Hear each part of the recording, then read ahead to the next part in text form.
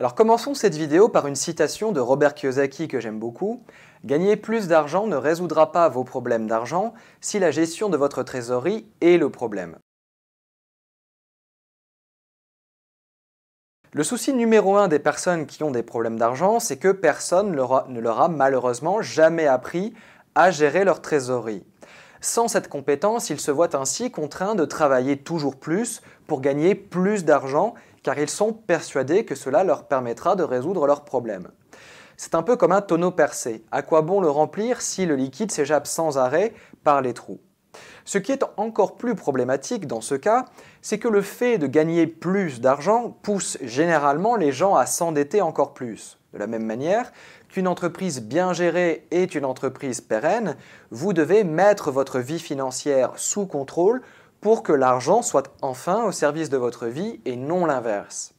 Le meilleur moyen pour prendre le contrôle de votre vie financière consiste à vous fixer des objectifs de court terme et de long terme. Ainsi, n'hésitez pas à prendre un cahier pour assurer le suivi de vos finances et à y inscrire l'objectif de trésorerie que vous vous fixez d'ici le mois prochain. Une technique qui a fait ses preuves pour tenir ces objectifs de trésorerie consiste notamment à se payer en premier. En mettant de côté chaque mois un pourcentage des revenus du travail que vous percevez, vous faites déjà un grand pas vers votre nouvelle vie. Pour ne pas succomber à la tentation, et croyez-moi, elle est forte, n'hésitez pas à automatiser votre virement en début de mois et à virer cet argent sur un compte d'épargne bloqué comme l'assurance vie ou le PEA. En procédant ainsi, vous sécurisez votre épargne de long terme en la protégeant contre votre meilleur ennemi, c'est-à-dire vous-même. Dans le cas où vous ne seriez pas encore prêt à vous payer en premier, eh bien vous pouvez commencer par contrôler vos dépenses et éliminer les dettes superflues. Lorsque vous vous trouvez au fond du trou, eh bien vous devez arrêter de creuser à tout prix. Concrètement, eh bien cela signifie que vous allez devoir mettre vos dépenses sous surveillance et résister à la tentation d'acheter des biens de consommation.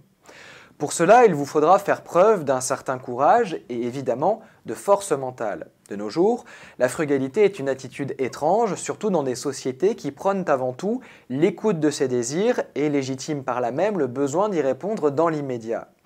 Pour sortir de l'endettement, et ce conseil est d'ailleurs valable que vous soyez endetté ou non, vous allez devoir adopter une attitude beaucoup plus raisonnée qui consiste notamment à accepter de ne pas céder immédiatement à la satisfaction de vos désirs. En réduisant vos achats de biens de consommation, eh bien vous allez tout simplement augmenter le pourcentage de revenus que vous êtes en mesure d'épargner. Il est donc primordial que vous ne considériez pas cette pratique comme une pratique provisoire ou restrictive, mais comme une attitude normale et saine. Faire comme 90% des gens ne vous aidera pas à vous en sortir. Dans l'univers merveilleux des dettes, il en existe deux types bien distincts. Les dettes avec collatéral, comme les prêts personnels immobiliers, et les dettes sans collatéral, comme les prêts à la consommation, pour lesquels, malheureusement, l'argent emprunté s'évapore comme l'eau au soleil. Au lieu d'acquérir un actif ou un bien tangible, l'argent est ainsi dilapidé et ne sert pas à autre chose qu'à vous appauvrir. Bien que l'école des finances personnelles ne considère pas vraiment la résidence principale comme un actif, il n'en demeure pas moins qu'une fois votre emprunt remboursé, cette dernière se trouvera bien à l'actif de votre bilan patrimonial. Il s'agit là d'une démonstration typique de ce que le jargon financier appelle un coût d'opportunité, car être propriétaire sans emprunt vous permet d'économiser le paiement d'un loyer. C'est la raison pour laquelle le prêt immobilier est sûrement le moins nocif des prêts que vous pouvez être amené à contracter dans votre vie financière. Encore faut-il s'être renseigné sur le marché immobilier local et sur la qualité du bien convoité. En revanche, il est une catégorie de prêts extrêmement toxiques qui plombent considérablement vos finances. Ce sont les prêts à la consommation. Une fois que vous avez appris à réduire vos dépenses, eh bien, les prêts à la consommation doivent être en quelque sorte la prochaine victime de votre croisade contre la mauvaise gestion de vos finances personnelles.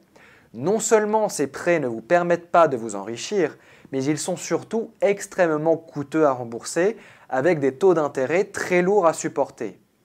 Je vous propose une petite stratégie clé pour vous aider à éliminer vos emprunts à la consommation.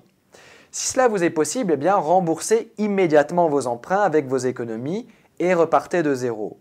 Si vous n'avez pas d'argent de côté, vous devez prioriser le remboursement de vos emprunts à la consommation avant toute autre sorte de dépense. Ne tombez pas dans le piège de contracter un nouvel emprunt pour rembourser le précédent, c'est évidemment une erreur majeure. Avant d'envisager le regroupement de crédit, vous devez faire en sorte d'étudier les autres possibilités dont vous disposez.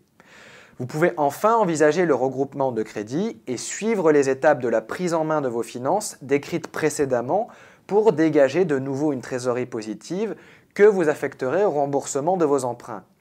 Une fois le remboursement effectué, faites-vous la promesse de ne plus jamais avoir recours à ce type de financement. À l'école des finances personnelles, nous pensons que vous ne devriez jamais acquérir votre résidence principale tant que vous n'êtes pas en mesure d'apporter au minimum 50% de sa valeur. Si vous avez déjà contracté un prêt personnel immobilier sans tenir compte de ce ratio, voici quelques conseils pour vous permettre de le rembourser plus rapidement. Une fois que vous êtes débarrassé de vos prêts à la consommation et que vous avez commencé à vous payer en premier et à épargner, eh bien vous pouvez utiliser le solde positif de votre trésorerie pour augmenter le remboursement de vos mensualités de crédit. À ce stade, vous devez faire en sorte de faire le calcul en fonction du taux d'emprunt dont vous avez bénéficié et le taux de rémunération des actifs dans lesquels vous souhaitez investir. Acquérir progressivement des actifs dont le taux de rendement est supérieur au taux de votre emprunt vous permettra de dégager une marge positive et donc de vous remettre sur le chemin qui mène à la liberté financière. En période de baisse des taux d'emprunt, n'hésitez pas non plus à renégocier votre taux d'emprunt ou à faire le tour des banques pour que l'une d'entre elles vous le rachète à un taux inférieur. Avec le temps, cela pourrait très vite représenter plusieurs dizaines de milliers d'euros. Vous l'avez compris, vous n'êtes pas obligé d'en arriver au surendettement pour reprendre le contrôle de votre vie financière. Rappelez-vous qu'il s'agit tout simplement d'une étape indispensable qui vous permettra de poser les bases de votre liberté financière. Une fois que vous serez en mesure de vous payer en premier, d'épargner votre argent sans y toucher et de vivre véritablement selon vos moyens, vous aurez déjà fait un pas de géant vers l'indépendance financière.